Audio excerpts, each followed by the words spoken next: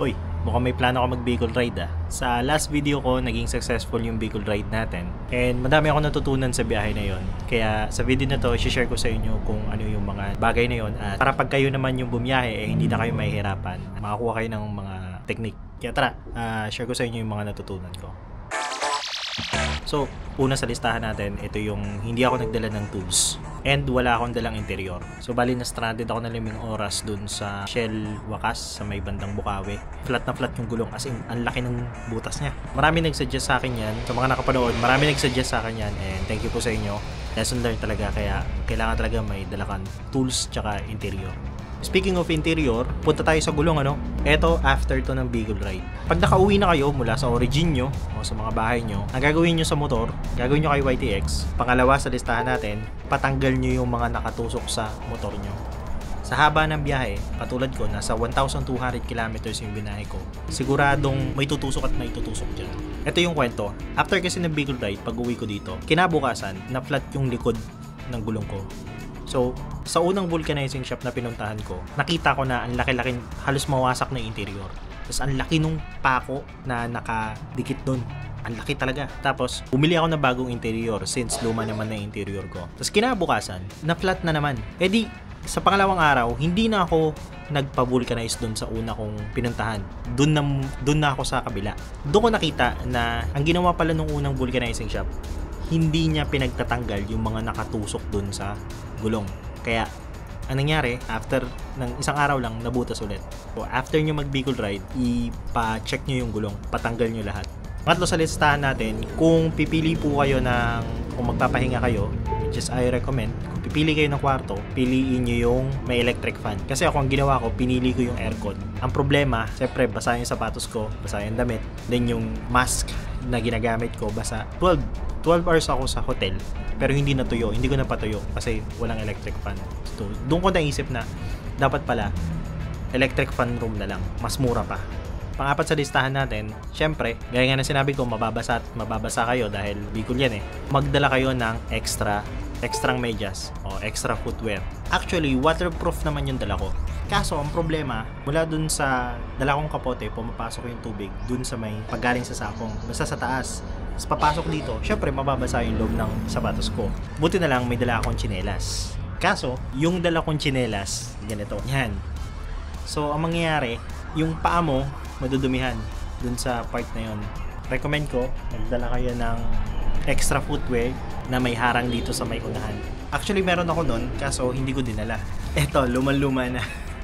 Pero ano pa yan? Okay pa yan. Goma lang siya eh. So, sorry kung madumi. Ano na kasi. So ito, hindi siya mababasa ng ulan. Kaso, ayun nga, mapapasok ko ng tubig.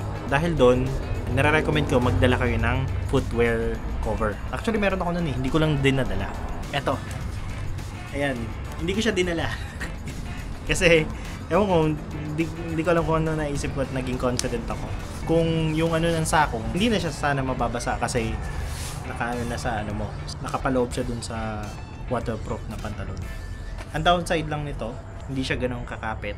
Pero ano naman siya, enough na siya. Maninibago ka lang minsan pag tumatapak sa preno or sa pag-shift ng gear. So meron sana akong dala sana nito. Ayun, magdala kayo ng ganito. Kasi uulan at uulan. Extra footwear, and sapatos, tsaka extra medyas. Gusto yung bumili ng ganito, check the link on the description.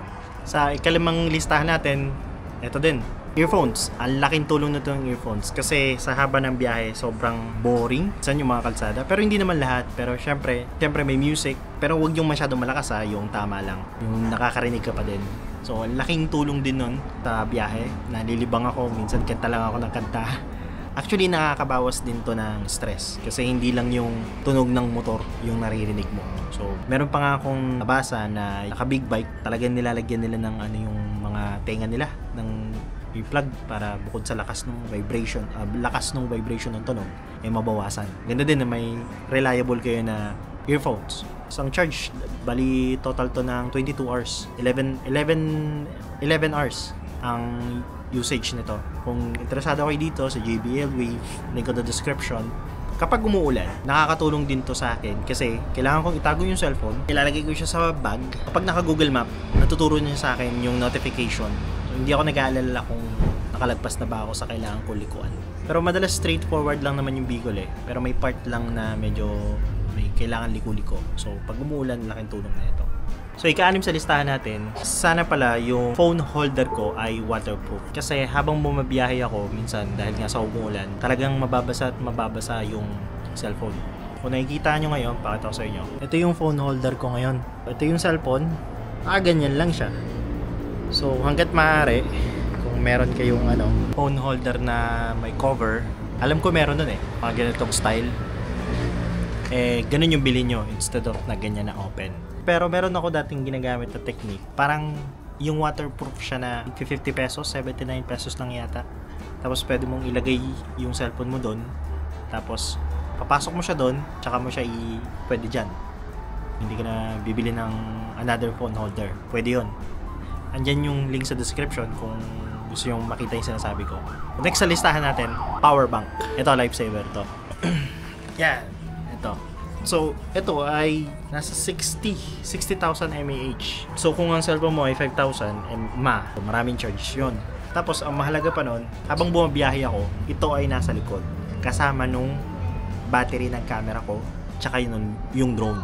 So, ang DJI Neo kasi, parang isang gamitan lang. Na agad, halos kalahati na. So, napaka-importante nito dun sa biyahe ko para mai-record ko lahat ng mga needed ko. So, parang ang nangyayari, ito nasa likod, tapos nasa likod din. So, habang nasa top box siya, puno na agad. Yan yung napakalaking tulong sa akin, yung charger na yan. Capacity niya ay nasa 25 watts, so pwede siya sa cellphone, pwede din siya sa drone, and pwede din siya sa mga ganitong action camera batteries. Highly recommended. Ngayon, gusto nyo bumili, lalagay ko yung description sa baba.